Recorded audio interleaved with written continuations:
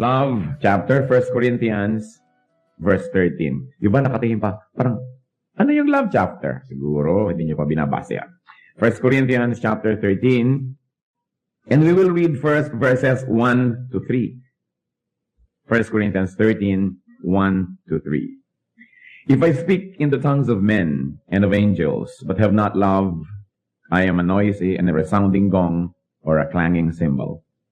If I have the gift of prophecy and can fathom all mysteries and all knowledge, and if I have faith that can move mountains, but have not love, I am nothing.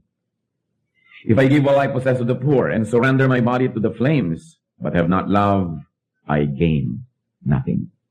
Napakalalim naman yata nito mga tatlong sentences na ito. Napakaraming bagay ang binanggit na sa tingin ng lahat ay napakahalaga pero wala palang kwenta kung walang pag-ibig. Meaningless without love. Ano yon? Una, speech or gift of tongues are meaningless.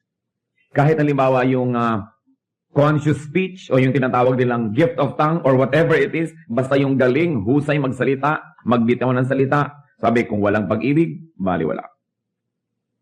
Without love, words just exalt the speaker. Without love, words can just hurt the listener. Kaya kung minsan meron tayong sinasabing masakit sa isang tao, dapat masaktan siya, magalit siya, at nasaktan na nga. Pero hindi pa rin nagagalit at nagpasalamat pa kasi alam, sinabi natin, out of love. Pero pag meron tayong mga sinasabi na walang motivation ang love, hindi tempered by love, they just hurt people. O tayo lamang yung natataas. Nagmumukha lang tayo magaling, pero actually wala namang magaling na na-accomplish ang ating pagsasalita. Without love, words may be wise, but empty. Kaya yung mga magagaling manurot ng mga kasalanan ng iba, magturo ng mga pagkakamali nila, kahit nga totoo yung sinasabi nila, walang power yung sinasabi, walang success, nire-reject, nagagalit pa yung pinagsasabihan, because it is not being said out of love. Kaya titiyakin po natin na pag nagsasalita tayo sa tao, lalo pangat pinupuna natin ang kanyang mali, lalo pangat meron tayong gustong open and close quotation, itama sa kanyang buhay. Lalo pangat gusto natin magbigay ng ating mga puna, tiyakin natin na meron tayong pag-ibig doon sa tao. Na sinasabi natin yon dahil gusto natin siyang mapabuti. Hindi lang para siya pahiyain. Hindi lang para ipakitang tayo yung tama at siya yung mali. Para lang hindi ipakitang mataas tayo at siya yung mababa. Na pagka tayo may pinagalitan man o sinabihan man ng kahit anong bagay, ang dahilan pag-ibig. Kaya if we don't have love, we don't have right to criticize. Yun ang pinagkaiba ng criticism at rebuke. Yung rebuke nagmumula sa concern and love. Gano'ng karaming tao pinagsasabihan natin dahil actually gusto natin siyang ibaba o gusto natin siyang mapagalitan o gusto lang natin maipakita ang ating offense, ang ating tayo yung na-offense sa kanilang ginawa. Pero hindi naman talaga totoo sa puso natin. Gusto kasi natin siyang matuto para siya mag-improve. Kita yun ng Diyos. It is the love behind the word that empowers it. Kaya kadalasan pag sinabihan tayo ng ating girlfriend o boyfriend o kaya wife o husband o nanay o tatay, ang lakas ng influence. Kasi alam natin na mahal tayo ng tao na yun, na hindi siya magsasabi ng isang bagay na hindi naman minomotivate o pinalalakas ng kanyang pagmamahal sa atin. Kaya nga yung mga mahal natin at nagmamahal sa atin, ang laki ng influence Because we know that they're speaking out of love. Speak of love and speak out of love. Speech without love is a failure. So isa po yan na failure na kailangan nating ma-recognize ngayon. Kasi pinag-uusapan natin, success, failure, and love. Anong kinalaman ng love sa dalawa? Another failure. Diyan sa binasa po natin, 1 Corinthians 13, 1-3, prophecy is meaningless. Prophecy may be defined as teaching o galing na magturo. Or, katulad nung inire-reveal mo yung mga kalooban ng Diyos para sa iba, katulad nung sinasabi natin, ay, prophecy yata yan. But actually, the gift of prophecy is really concerned about expounding on the Word of God, on the truth, and teaching it to people. Yung galing mo na magsalita to apportion an idea and distribute it to people. What is teaching for without love? Kung wala kang pag-ibig, turo ka ng turo, ang galing-galing mo magturo, anong mangyayari? Tingnan niyo po yung mga nagturo ng maraming mga isms. Yung ang gagaling mag-orate tungkol halimbawa sa mga naging communism or socialism sa Russia, Cambodia, kung saan-saan. Ano nangyari? Noong mga tao ay naniwala sa kanilang mga magagandang salita, sa kanilang magagandang pagtuturo, ang dami nagdusa, nagkamatay-matay ang mga tao. Kasi yun namang galing hindi motivated by love, but probably even by hatred. Baligtad pa. Nagsasalita, nagtuturo at magaling pero dahil gustong manira, hindi dahil bumuo. It is only to be self-serving, prophecy without love. Prophecy without love will only be self-righteous. Ang galing mo magturo, hindi ka naman nagmamahal sa yung tinuturuan, edi itataas mo lang yung sarili at ibababa sila at ipapakita mo kung gaano kakagaling at kung gaano sila kakulang. That's why prophecy is meaningless. Knowledge is meaningless. Marami kong notebook noong araw na nakikita sa kalabas, knowledge is power. Ngayon yata yung mga notebook, puro mukha ng mga artista ang nakalagay, ewan ko. Pero dati yan yung mga kasabihan at kung ano-ano. Yung isa, knowledge is power. But the Bible tells us that knowledge is meaningless without love. It will only be self-exalting. It will only be frustrating and painful. It will only be oppressive. Kung ang galing-galing mo, tapos wala kang pag-ibig. Anong gagawin mo sa mga taong hindi magagaling? Mabibihag mo lang sila, mapapaikot, mamamanipulate. What's the point of knowledge kung hindi yan punong-puno ng pag-ibig? Nagagamitin ko para umimbento ng mga weapons to kill people. Nagagamitin ko para sirain yung environment. Gagamitin ko para lang payamanin ang sarili ko at the expense of others. That's why the Bible says, knowledge is meaningless without love. Prophecy without love is a failure. Knowledge without love is a failure. Kaya kung marami tayong mga kilalang taong matatalino o tayo na mismo yung tinitingnan natin na matalino, pero wala naman tayong pag-ibig, failure tayo. Kasi aanhin ang katalinuhan para sa yun. At isa pa pong napakahalagang bagay na tinitingala na bilang isang katangian, faith. Sinabi rin dyan, faith is meaningless. Why? Faith or religion without love is only going to be self-righteousness. Okay, I have faith, I have religion, pero wala naman akong love, so ano mangyayari? Self-righteous lang ako. Banal ako, ikaw hindi. Makadiyos ako, ikaw hindi. So I am better than you are. Use faith to love. Faith in God, faith in God's goodness and protection and provision. Ano pa daw po yung walang kwenta? Charity is meaningless without love. Once more, ano naman ang mapapala ko na ako'y bigay ng mga pagkain sa mahihirap na gusto ko lang palang mapuri. Gusto ko lang palang malagay sa dyaryo. O kaya, worse, tulong ako ng tulong, bigay ako ng bigay para tumanaw ka ng utang na loob at makontrol kita buong buhay. Kasi nasabi, love is meaningless and charity is meaningless. It will only be self-exalting, it will only be manipulative. Charity without love is a failure. So by now, nare-review na dapat natin kung kumusta ba yung ating speech, yung ating prophecy, yung ating knowledge, yung ating faith, yung ating charity. Then what else is meaningless according to verses 1 to 3 of 1 Corinthians 13? Sacrifice without love is meaningless. Sabi niya, if I surrender my body to the flames, kahit nasunugin ko pa ang aking sarili, magtiis, magsakripisyo, pero kung wala akong pag-ibig, baliwala rin yun. It will only be self-serving, so sacrifice for love, sacrifice to love. What then is love? Dahil without love, these are all meaningless things. Then we've got to go back and we've got to revisit the definition of the Bible, no? Not of the cards that you buy in the bookstores. What is the definition of love? Then we go on to read. 1 Corinthians 13, 4 to 7. Love is patient. Love is kind. It does not envy. It does not boast. It is not proud. It is not rude. It is not self-seeking. It is not easily angered.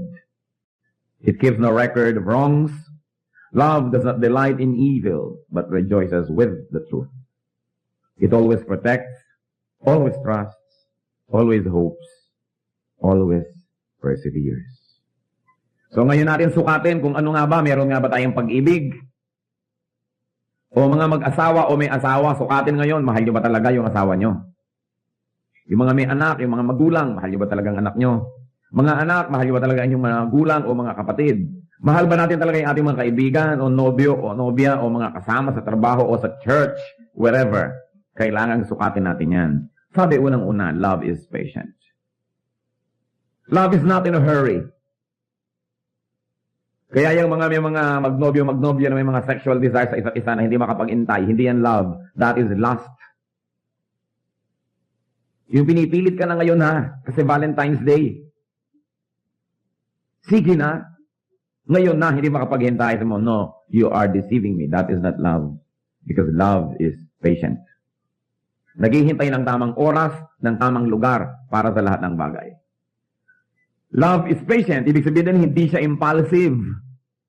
Hindi yung bugso ng damdamin ang nasusunod, kundi yung talino ng pag-iisip. ng mga ginagawa niya, hindi idinidikta ng emosyon, hindi nagmamadali. Na pag may ginawang mabuti ngayon, hindi nag-iintay na bukas may bunga na yan. Na, pambihira naman to, inabutan ko ng kape kahapon, ngayon hindi mo lang kamuti ng likod ko. Nag-aantay agad ng bunga, nag-aantay agad ng tubo. Love is patient. Maaring nagtatanim ng kabutihan pero hindi bukas-bukas bubungkalin na kung tumutubo o hindi. O meron bang napala, may ganansya o wala. Love waits for growth. Love waits for fruit. Patiently. Hindi nagmamadali.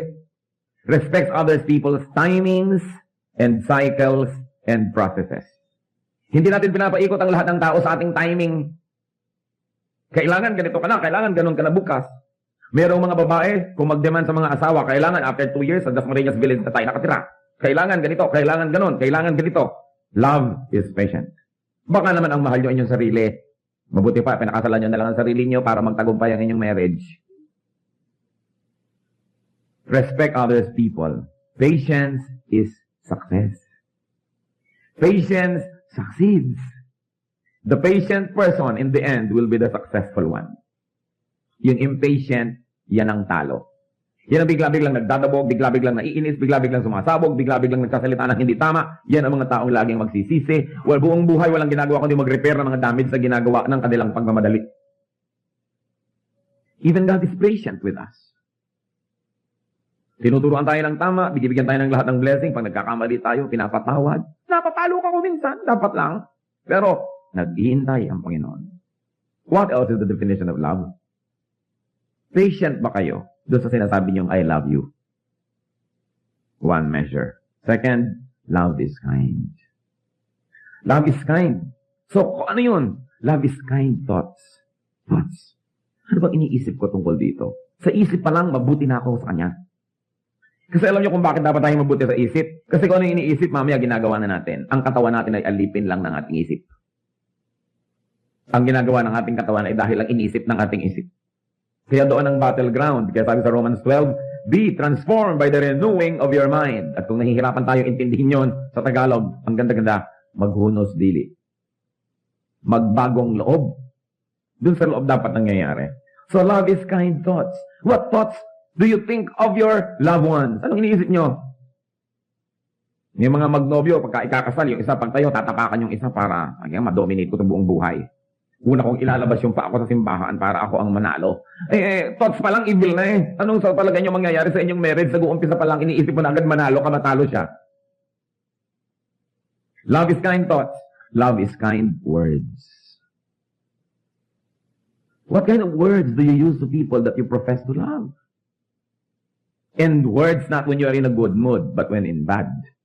Siyempre, kung good mood ka, maganda yung words na lalabas eh. Pero paano kung galit ka na? Ipapaalala mo na hinangol lang kita sa putik. Naging tao ka lang sa akin. Tinulungan lang kita. Marami mag-asawa, ganyan mag-usap. Loving, sweetheart, darling. Mamaya-maya nagsusumbatan. But love is kind words. What kind of words? Marami mag-asawa, ang galing-galing magpintasan, to cut each other up and to wound each other's hearts. Kaya naghihiwalay eh. Kind thoughts, kind words. Love is gentleness. Na yung soft part or soft spot ng yung mahal sa buhay, kay asawa, kay nanay, kay anak, hindi mo yun sinasaling. Parang alam mo na, may sugat yung tao, bagong opera, doon mo pakakalabitin, doon mo pasusundutin ng daliri mong marumi. Di po ba?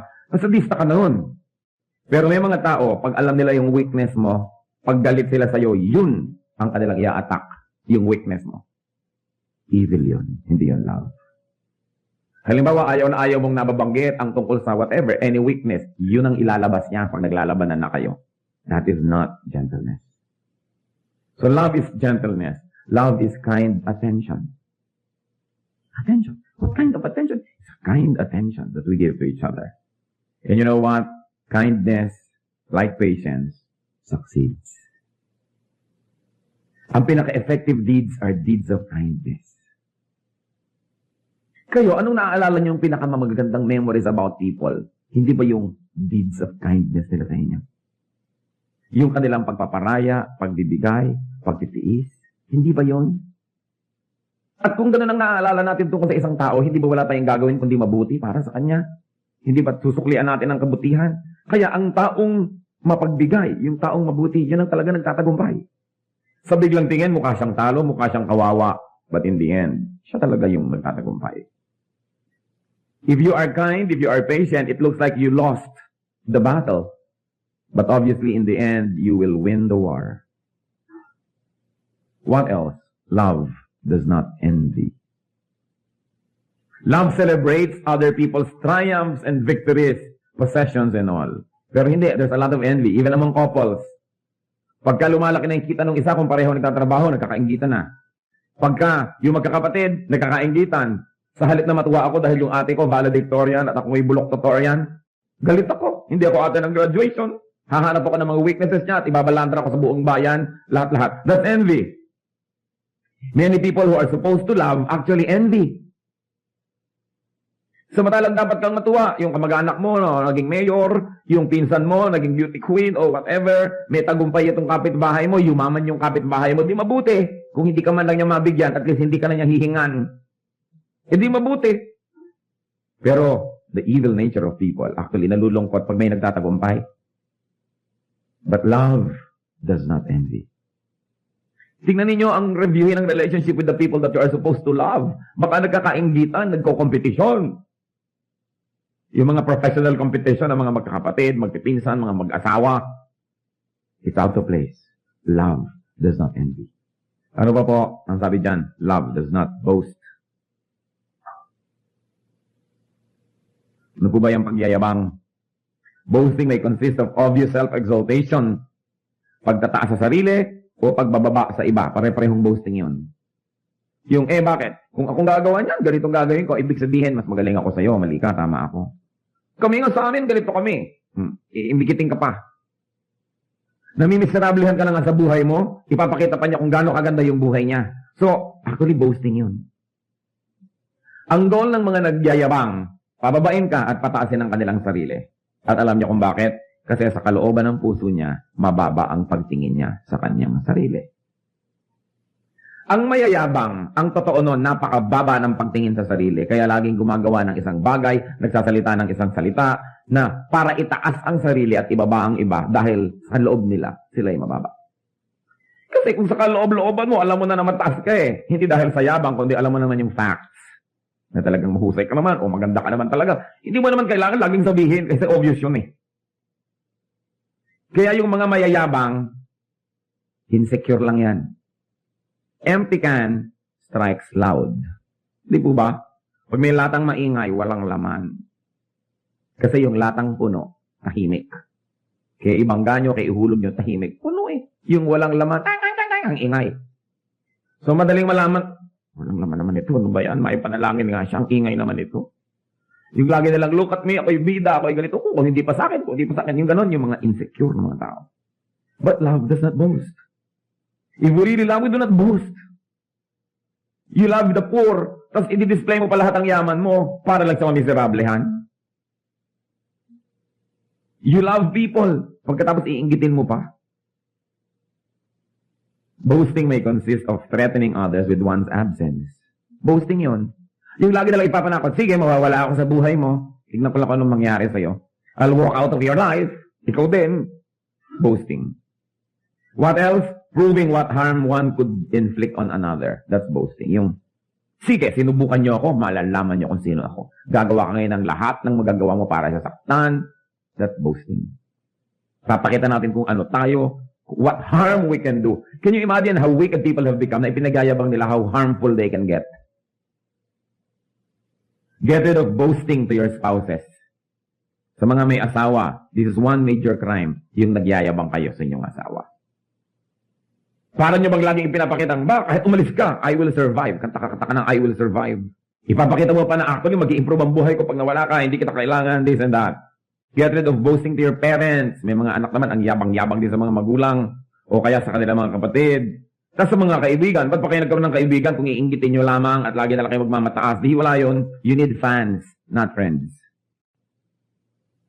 Boasting fails to exalt a person. Kasi ano ba yung goal? Itaas ang sarili, ang totoo, yun naman mayayabang, hindi naman talaga tumataas. Yung mga tao pag talikod doon, ano ba yun? Hangin naman. Diba? Ang lakas ang hangin. Yung hindi niya talaga naitaas ang kanyang sarili, lalo lang siyang bumaba. Nabibigo ang kanyang ginagawa. Love is not proud. Pride can take the assume of needless self-sufficiency. Ipapakita mo sa tao na hindi mo siya kailangan. Pride yon. We need each other. We need each other. Pride can take and assume the shape of not admitting one's errors or shortcomings. Nagkamali na, ayaw pang aminin ng nagkamali. O inaamin na sa loob, ayaw pa mag-sorry. Pride yun eh. Alam niyo po, there are very, very few miraculous or magical words in the vocabulary of human beings. At kung gusto niyo maging miracle worker o magician, dapat madali nating nailalabas itong mga magical words. Isang doon, I'm sorry. Grabe ang nagagawang miracle ng word na yan. Nakasakit ka, nagkamali ka, pero here you are and really meaning it, saying, I'm sorry. Meron pa yung, excuse me. Napakahalaga ng word na yun. Excuse me, I'm sorry, at thank you. Siguro kung may i-recommend ako sa inyong tatlong masasabi lang buong buhay, yung talagang halimbawa pipi ka sa ibang salita, yun lang ang pwede mong masabi, I'm sorry, excuse me, thank you, buhay ka na. Totoong tao ka na. Kasi ang hirap sabihin yun kung mapagbalaki kayo, I'm sorry. Tatay nagsasorry sa anak, unheard of in this country. So sorry na nga, pero sige na, understood na yon. Pero totoo kang macho, dapat matapang ka na magsabing, I'm sorry. Kasi mga duwag, hindi nila kayang sabihin yun eh. Akala nila bumababa yung pagkatao nila o pagkalalaki pag I'm sorry. Pero yung sugat na nagawa ng ating mga pagkakamali, parang magic na gumagaling pag nagsasorry tayo. And we really mean it. Yung excuse me, yung bubusina ka naman, ang dami-dami mong madadaanan eh. Nasagasana silang lahat. Tsaka, thank you. Thank you. Ginagawa tayo ng mabuti. Salamat. Thank you. It's important. Because love is that proud. Love is admitting errors. Pride is not admitting errors and shortcomings. Pride is hypersensitivity. Alam niyo pa yung mga sobrang manipis, sobrang maramdamin, sobrang matampuhin. Actually, proud yun. Yung pagtatampo, pride yan eh. Bakit? Dapat importante ang treatment mo sa akin, hindi mo ako binigyan ng important treatment, kaya ako nagtatampo. Dapat sana binati mo ako agad, binati mo yung iba agad. Pangatlo pa lang ako. Nagtatampo. Dapat sana mas malaki yung parte ko. Dapat akin yung pisngi ng mangga, tapos butong binigay sa akin. Magtatampo. Di ba? Yung mga tampurista, ang totoo, yan ay mga very proud people. They think that the world owes them courtesy and kindness and goodness all the time. And when the world fails, nagtatampo sila. Kaya napakalaking kasalanan yan eh.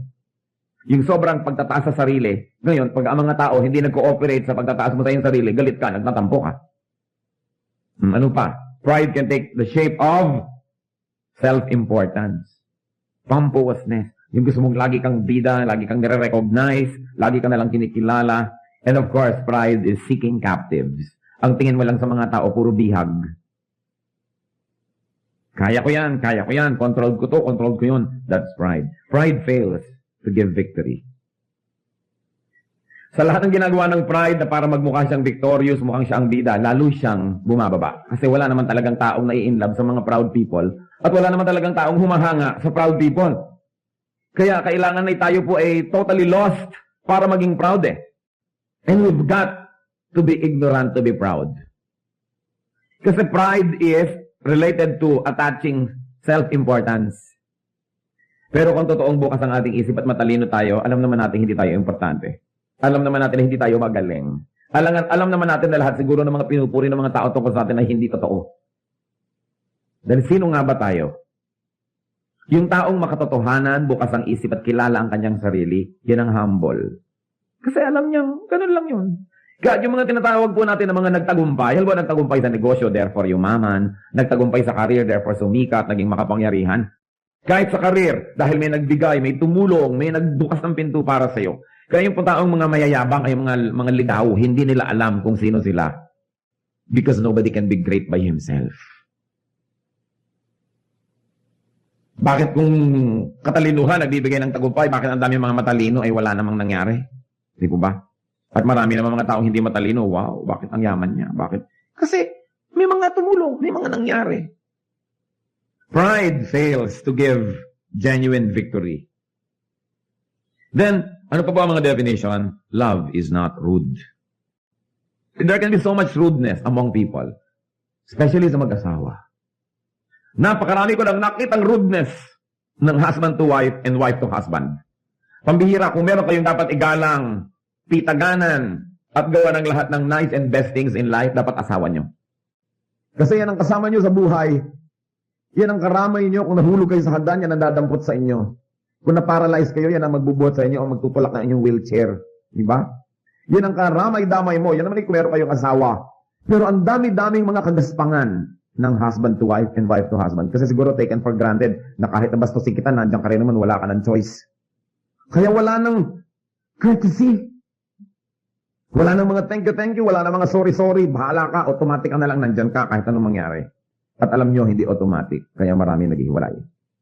Love is manual, it's not automatic. Hindi pwedeng umandar automatic ang love, namamatayan. Kaya marami, tatatlong taon pa lang, Pastor, wala na akong pag-ibig sa aking asawa. Hindi nyo kasi tinrabaho. Hindi nyo ginawa ng paraan. Kasi ang pag-ibig, nire-renew yan everyday, tinatrabaho yan. Kung hindi, nawawala. So, there can be so much rudeness between parents and children. Alam niyo, ang daming rudeness ng mga parents sa children. Kung mabata ka, pakain kita, pakaral kita, hindi na sila nagiging courteous. Hindi nagagalang ng privacy ng anak. Yung parang anak lang kita. Di ba dapat mga magulang ang kauna-unahan magpakita ng kagandahang asal? Marami rin mga anak, very rude to their parents. Naku, polite na polite sa mga teachers sa school, polite na polite kung kani-kaninong tita, tito, pero mga magagaspang sa sarili mga magulang. Tinatalikuran ng magulang, dinadabugan, binabagsakan ng pinto, ng telepono, kung pwede sigurong banlian ang kumukulong tubig yung magulang, babanlian, plantsahin, ipitin ng electric fan. Dami. Mga anak lalo, dapat magalang kayo sa inyong magulang. Sa lahat ng tao sa mundo, ang dapat ginagalang ng tao ang kanyang mga magulang, ang kanyang asawa, and then ang kanyang mga kapatid. Kasi when all the chips are down, pag tinalikuran kayo ng mundo, yan ang mga matitira sa inyong buhay. Magulang, anak, asawa, mga kapatid. Yan ang natitira kahit anong mangyari. Kita nyo, yan ang nandyan. Kaya kailangan, courteous tayo sa kanila. Ang courteous mo sa stranger, ang courteous mo sa waiter, pag naglagay ng kutsara, thank you. Naku, ang etiquette mo talaga by the book. Pagkatapos yung mga tao na pag naghihingalo at tumirik ang iyong mata, nandyan, hindi tayo courteous. Napaka-importante. We give all courtesies to strangers in public places, sa mga kotilyon, sa mga dinner at mga parties. Pero yung mga tao talagang permanent fixtures of our lives, dapat polite tayo sa kanila. Alam niyo yung politeness sa mga anak sa magulang? Sa Arabia, sa Arab world, hindi pwedeng ipakita ng anak ang kanyang talampakan sa kanyang magulang. That's rudeness. Hindi pwedeng nakatapat yung magulang mo, itataas mo yung paa mo na gano'n, na nakaharap yung paa mo sa kanya. Rudeness. Iniingatan yung ganong klaseng mga bagay. May mga anak na hindi tumatalikod sa magulang. Yung pagka umaalis ay medyo paatras ng konti, hindi bigla-biglang tinatalikuran. Courtesy.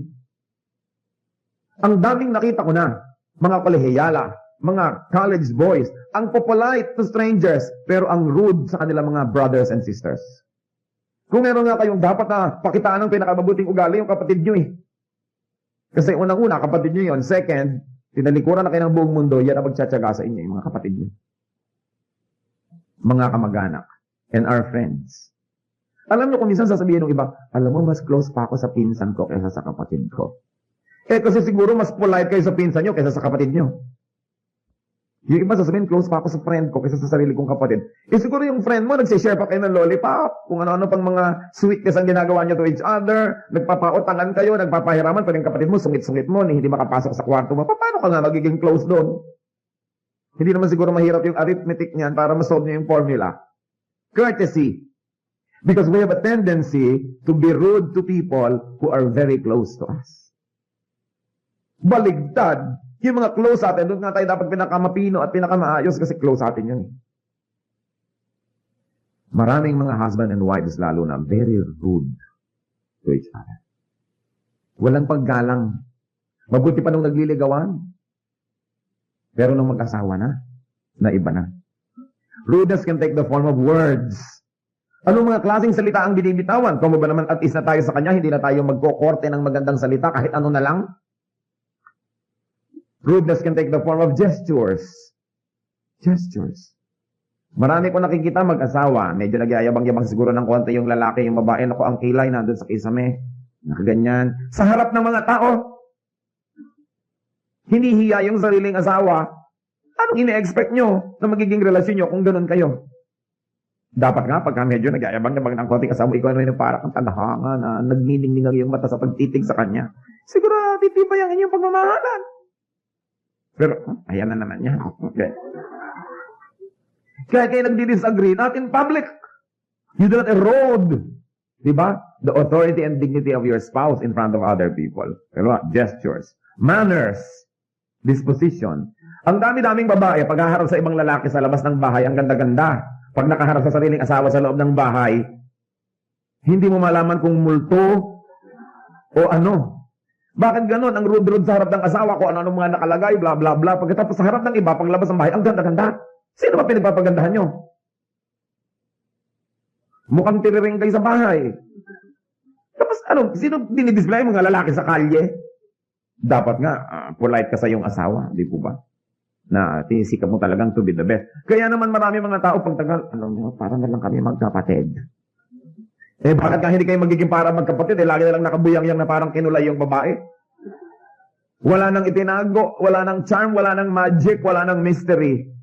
Kaya sila lalaki naghahanap ng ibang mystery at magic. Although of course, hindi naman justifiable yun. Kahit mukhang kinulay ang asawa nyo, laging nakabuyang-yang dyan. Pero yung ganoon, kasi nawawala yung niceness, yung politeness to each other. Napaka-exciting naman siguro kung si Mrs. ito magbibisi patalikod pa ng konti. Hindi na tuloy sinisilip dahil lagi lang nakatiwangwang. Wala na yung fun. Rudeness, ganun din yon. Dahil tinitake for granted mo na lang eh. And that should not be done. Minsan, of course, rudeness can take the forms of cutting each other up. Nagsasalita, pinuputol mo, hindi na siya makatapos. Tinatapos mo yung sentence niya para sa kanya. Rudeness yun. Arriving and leaving in awkward moments. Katulad lang kahit alam mo may mga program, huwag naman kayong tatayo sa gitna ng anything. May kumakanta, may tumutula, may nagsasalita. Huwag sa gitna. Pag nagtatransition, may bababang speaker, may aakyat na iba. Doon kayo tatayo o uupo o hindi. Nasa kalagitnaan ng isang bagay, may tatayo, may aalis o may darating. That's rudeness. Itinatiming natin lahat yung mga ganun. Rudeness fails. It always fails to bring goodwill and to bring victory. What else is love? Love is not self-seeking. Yung totoong love, you before me, not me before you. Dinidefine po natin according to the Bible, ine-expound ko lang yung sinabi ng Biblia. Hindi ko ini-invento ang mga definition na ito. Love is not self-seeking, hindi ako muna, saka ka na. Dapat ikaw muna, bago ako. Love is not obsessed with investing for profit. Yung mga iba, hindi mo malaman kung love o investment. Gagawa ng mabuti dahil inaasahan bukas, gaganti ka, gagawa ka rin ng mabuti. Ang tunay na pag-ibig, gumagawa ka ng mabuti dahil kay mabuti, kahit pa nga ano yung gawin ng tao, pabalik sa'yo, gumagawa ka pa rin ng mabuti. Kasi kung ang ine-expect mo lang lagi ay profit, negosyo yan. Hindi yan love. Love is not self-centered but other-centered. Being self-seeking fails to give value to self.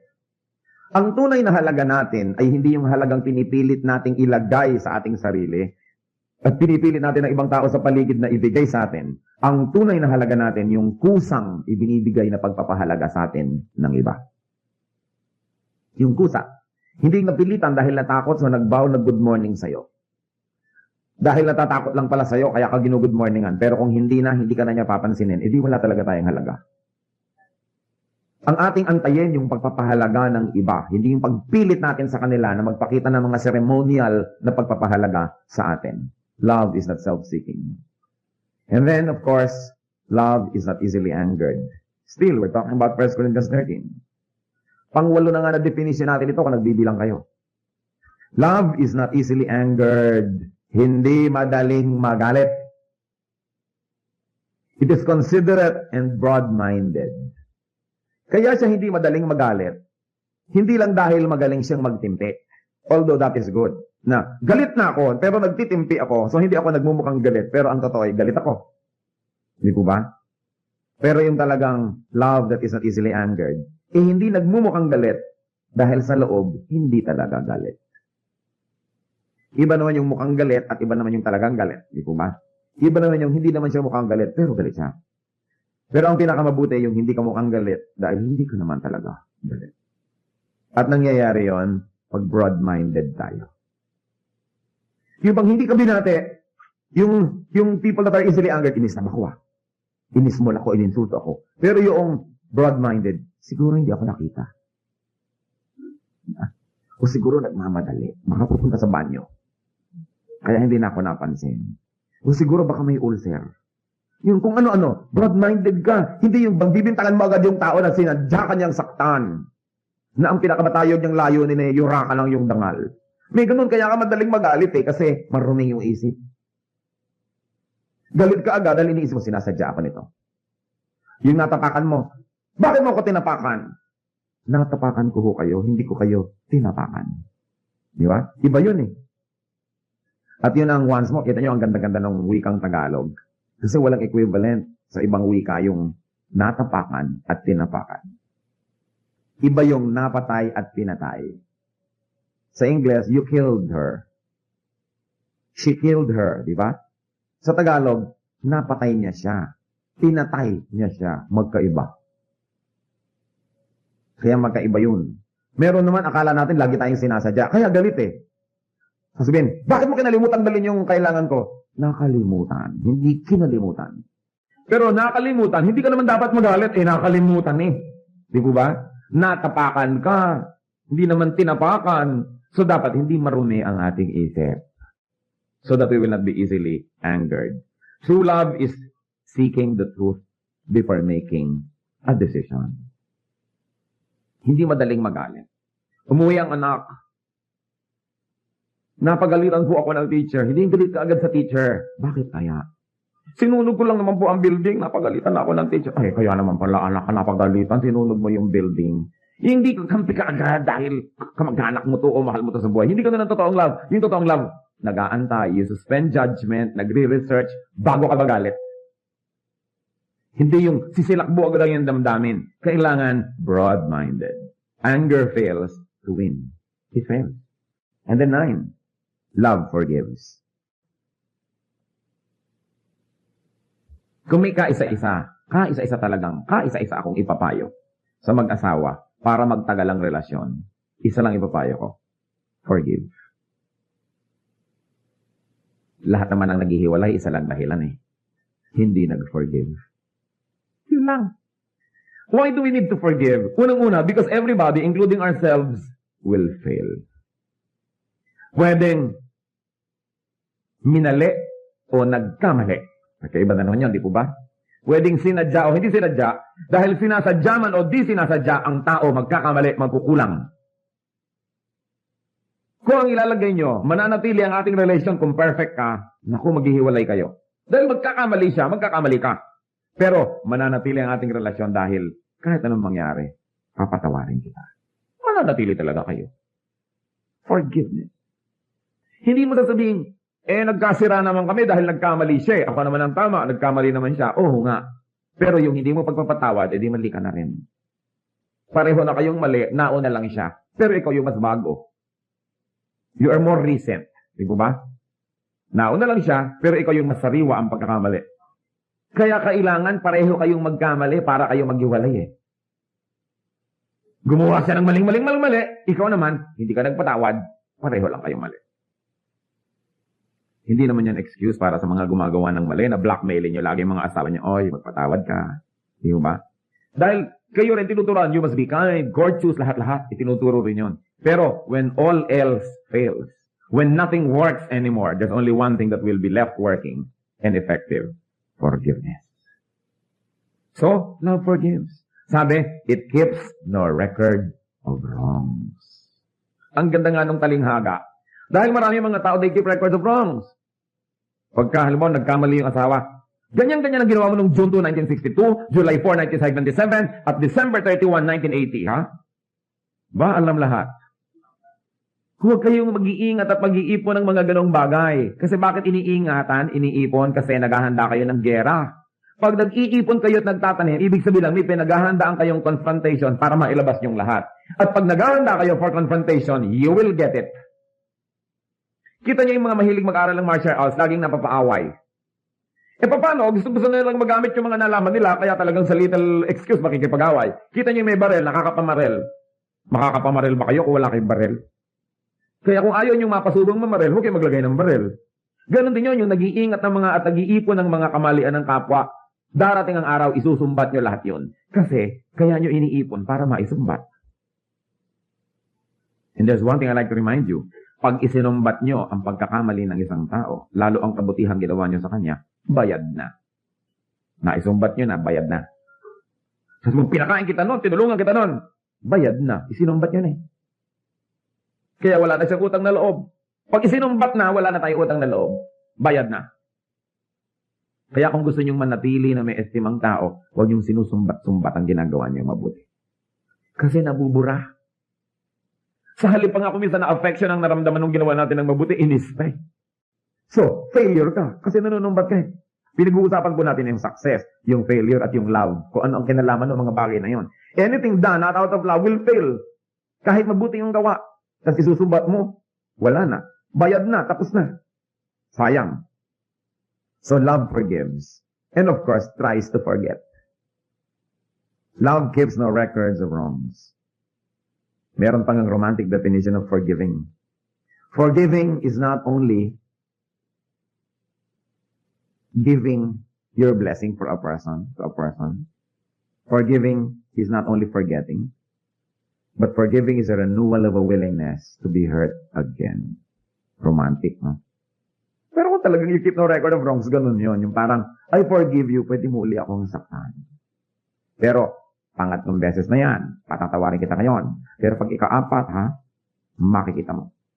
Hindi sa totoong forgiveness. Kasi ang Diyos din pag humingi tayo ng forgiveness, hindi naman sinasabi sa inyo, pang-5 beses ka nang nagsinungaling sa iyong buhay. Wow naman, 5 beses pala, ano kayo, santa? Pero, pang-5 na yan, pag naka-6, hindi na kita papatawarin. Di ganun din ang trato sa atin ng Diyos. Ang sinabi pa naman ng Panginoon, if you do not forgive men their trespasses, neither will your heavenly Father forgive you your trespasses. Kung di ka nagpapatawad sa iba, hindi ka papatawarin ng Diyos. Ang panukat mo sa iba, yun din ang panukat sa'yo ng Diyos. So, kung kuripot ang pagpapatawad mo sa iba, kuripotin ng Diyos sa pagpapatawad sa'yo. Pero kung pirmi ka nagbo-blow out ng pagpapatawad sa iba, ganun din ang Diyos. Maluwag ka sa iba, maluwag sa iyo ang Diyos. Mahigpit ka sa iba, mahigpit sa iyo ang Diyos. The measure you give is the measure you get. So don't burn the bridge over which you too must pass. Sa galit mo sa mga kaaway, para huwag silang makatawid ng ilog, sinunog mo na yung tulay, ikaw din ay tatawid. Paano ka? Don't destroy forgiveness in terms of other people's errors because you will also destroy it for yourself. Kaya mahalaga. Love forgives. Number 10, love does not delight in evil. Love does not delight in wrong done with loved ones and does not delight in wrongs done by loved ones. Ang love objective, hindi siya nagpapabaya na yung object of love niya dahil lang mahal niya, gumagawa ng mali, tinotolerate niya.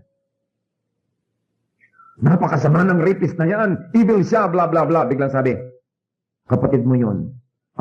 Baka naman nagkamali lang. Dahil kapatid mo Alam niya naman tayo mga Pilipino. Pagka may ginawa ang tao, hindi ko ano yung ginawa, kundi sino ang gumawa.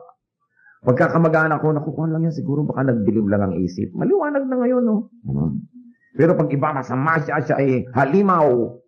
Pagka kamag-anak natin, mal-adjusted lang kasi. Alam niyo naman, pag anak ng iba, bobo. Pagka anak natin, slow learner. Ano kayang pinagkaiba nun, di ba? Pagbalat ng iba, galis. Pagbalat ng anak ko, allergy. Grabe naman.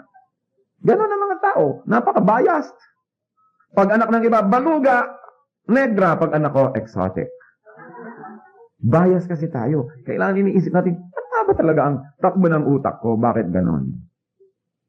Napaka-bias natin. Pero sabi, love does not delight in evil. Wrong is wrong kahit sino ang gumawa. Yan ang tunay na love. At alam niyo pa kung anong definition ng tunay na love? You don't do something wrong together. Kaya yung mga magkerida, I love you, hindi yung totoo. Kasi gumagawa kayo ng mali, sinisira niyo ang kaluluwa ng isa't isa. Ano yung love doon? Yung mga magnobyo hindi pa kasal ay nagsisex and everything because I love you nang I love you, hindi yun totoo. Because you are destroying each other. Because love does not rejoice at wrong. Kaya yung mga lalaking pinipilit yung babae, halika na, sumama ka na sa akin. Dahil mahal na mahal kita. Mahal mo pala, o di gawin natin ang tama. Yung mga nobyang pilit ang pilit sa mga lalaki, sige na, halika na. Sasabihin mo dapat lalaki, ikalang mo ang aking puri. Kung talagang mahal mo ako. Dahil yung talagang pagmamahal does not rejoice at wrong. So nakita niyo na paano natin tinatrato yung mga mahal natin sa buhay pagka sila gumagawa ng mali, cute. Pagka iba, wrong. Dapat malinaw yung ating standard. Love places truth and righteousness above emotion, above affection. Ang mga magulang, number one guilty dyan. Pag anak na nilang gumagawa ng mali, anak ko talaga namang nagniningning ang mata nila sa paghanga. Smart talaga ang anak ko. Sinasaksak na pala yung katulong talagang anak ko, marunong ng self-defense. Pagka anak ng may anak ang malakas kumain, patay gutom. Pag anak niya, may gana. Biases. Kaya kailangan iniisip po natin, ano nga ba talaga ang aking klaseng love? Of course, another definition, love rejoices with the truth. The truth may hurt, the truth may temporarily be disadvantageous, but love rejoices with the truth. Another definition, love always protects. Therefore, yung kabaligtaran, love does not assault. You protect. May asawa ka, pinoprotect mo. Pinipintasan na ng kung sino-sino, kaya ng nanay mo, ng iyong mga kapatid. Asawa mo yun, protect mo yun. Hindi sa harap ng ibang tao, ikaw pa yung nanghihiya, ikaw pa yung nanlalait. Baligtad, imbes maging protective, ikaw pa yung susugod. That's wrong. It's not love. Love protects. Love always trusts. Nagtitiwala. Hindi, lagi na lang umaandar ang mga James Bond mind. Lagi na lang nagdududa. Lalo yung mga selosa. Alam nyo, impyernong magkaroon ng asawang selosa o seloso. And I know of so many cases na hindi kayo maniniwala na ginagawa ng mga nagseselos na asawa. Meron na lang kulang paggabi, bakuran ng barbed wire yung higaan ng asawa niya dahil baka lapitan ng katulong. Oh my goodness. Di po ba? Sa bagay, meron ka sigurong lumalapit din. Pero oras na nawalan kayo ng trust. And every day, lagi kayo nagsususpecha, alam nyo, magiging kayong halimaw. Lovable man kayo dati, maiinis na yung minamahal nyo dahil sinasakal nyo na siya, nakabantay kayo ng nakabantay. Ano ko, ang dami mga asawa, umuupa pa ng ano, mga ahente para bantayan yung mga asawa nila. Sa bagay, meron naman talagang dapat bantayan. Di ikadena na lang. Pero yung sobra, I'm talking about excessive distrust. Lahat na lamang ng ginagawa meron kang ibang pakahulugan. Hindi na yun lang. Sobrang possessiveness. So there should be trust. Although of course people kasi sometimes sinira na nila yung tiwala nyo kaya dala na kayo, di po ba? Pero ano gagawin nyo? Buong buhay kayo magiging paranoid o gusto nyo bigyan ng sarili nyo at yung mahal nyo sa buhay ng another chance para magkaroon uli ng isang panibagong pag-uumpisa. Napaka-importante nun. At yun naman siyempre binibigyan ng chance don't abuse it. Uulitin nyo lang pala yung dating mga pandaraya and everything. Love, trust. Tapos, definition natin number 14, love always hopes. Lagi siyang umaasa. Lagi siyang merong hinahanap na positive. Siya ay prayerful, expectant of good things. And then number 15, love perseveres. Hindi siya madaling sumuko. Siya ay matibay. Hindi siya madaling nag-give up. Now, what is the power and success of love? Kasi pinag-uusapan natin failure, success, and love. 1 Corinthians 13:8. Love never fails. Kita nyo? Love never fails. But where there are prophecies, they will cease. Where there are tongues, they will be stilled. Where there is knowledge, it will pass away. In other words, love always works. Love always succeeds. Whether or not it doesn't seem so. Any act done in love succeeds. Any word said in love succeeds. Yan ang tunay na magtatagumpay. Yung mga ginawa, mga sinabi, inisip ng tunay na pagmamahal. Yan ang matatandaan ng tao. Yan ang maaalala lagi. Gifts, skills, talents, they will stop to be effective. And without love, they are meaningless. What good is a prophet, a speaker, a genius without love? Kita nyo, ang dami-daming tao mas matalino kaysa doon sa mga, let's say, asawa nyo, pero talagang doon pa rin ako kahon. Kasi yun ang nagmamahal sa akin. Ang ganda-ganda mo nga, hindi mo naman ako mahal. So, aaning kita. Di ba? Ang galing-galing mo nga, hindi mo naman ako mahal. Anong gagawin mo sa akin? Alilain mo lang ako. Doon na lang ako sa nagmamahal sa akin. Love succeeds. Love is attractive. Ang mga tao, kung ano nung ginagawa nila para maging attractive. Pero you want to be attractive? Yung pinagkukumpulan kayo ng mga tao, laging gusto kayong nandun, lagi kayong imbitado, lagi kayong hinahanap. Love people. Yan ang tunay na attractive quality. Pero talagang yung tunay na malalim na attraction, you want to be really attractive, be loving. It's good to be beautiful, but what is good will soon become permanently beautiful. Kailangan good tayo, then we become beautiful and attractive. Nagsasayang ang maraming tao ng mga kung ano-anong mga pera para maging attractive. Although hindi naman masama siguro na maging pleasant ka, maging maganda yung itsura mo. Pero ang totoong lasting attraction or attractiveness is our heart. Kung loving tayo, marunong tayo magmahal, and all the qualities we talked about, people will find us attractive. Love always wins. Dapat natin tandaan. Actually and spiritually. Kahit parang hindi ka paglang nanalo, panalo rin yan in the end. You know why? Because God looks at our hearts. And God is our final judge. Kahit na mali ang inisip ng iba sa atin, hindi nila tayo sinuklian ng kabutihan, pero sa ating pagmamahal, haharap tayo sa Diyos one judgment day. And it is God who knows our hearts. And eventually in the court of God, even if in the court of men, love did not seem to win, or it doesn't always seem to win, in the court of God, it is the winner. Yung taong tunay na nagmamahal, hindi yun natatalo, hindi yun dehado. Love opens doors. Di po ba? Love breaks walls. Love builds bridges. Love inspires, nurtures, and brings out the best in others. Love beautifies. Kaya kung minsan mo, in love ka siguro, no? Ang ganda-ganda mo. Love beautifies. Love edifies, and love gives life and zest. Ibibigay ng gana. So talagang love is powerful. Yung iba, gusto nila maging military general, maging president ng kumpanya, gusto nila maging ganito, maging ganon, para maging powerful. But he who loves is the one who is truly powerful.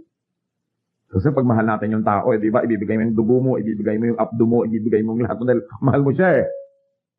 So sino ang talagang tunay na may kapangyarihan? Yung nagmamahal. Yung mga fake na kapangyarihan as in military power, power ng muscle or strength, pag nanghina ka na, hindi ka napapansin ng tao. Pero yung nagmamahal at minamahal mo, habang humihina, mas pinapansin mo. Di ba? Habang nawawalan siya ng kapangyarihan, nandito ka ngayon naka-assist. Yun ang tunay na panalo. Love is powerful. Love never fails. He who loves succeeds. Kaya po tayo pupunta na sa final sagot ng ating bugtong. Paano ba nagiging successful ang isang tao? Be loving. The person who loves succeeds. Because love, according to the unchangeable Word of God, the wise Word of God, sabi, love never fails. Kahit naiintindihan natin yan ng buo o only partially, paniwalaan dyan sa salita ng Diyos. Love never fails. Christians are loved by God, therefore, Christians are to be people of love. Yun ang dapat matandaan sa atin. Hindi yung, wow, ang galing naman ng doctrine yan. Kasi hindi naman loving. Anong gagawin mo? Magiging ka lamang self-righteous. Although okay naman na maganda yung doctrine, but without love, it's nothing. Kung may matatandaan po ang tao sa atin, pinakamaganda, tayo marunong magmahal. Hindi lang matalino yan, maganda yan, galing yan. Dapat marunong tayong magmahal.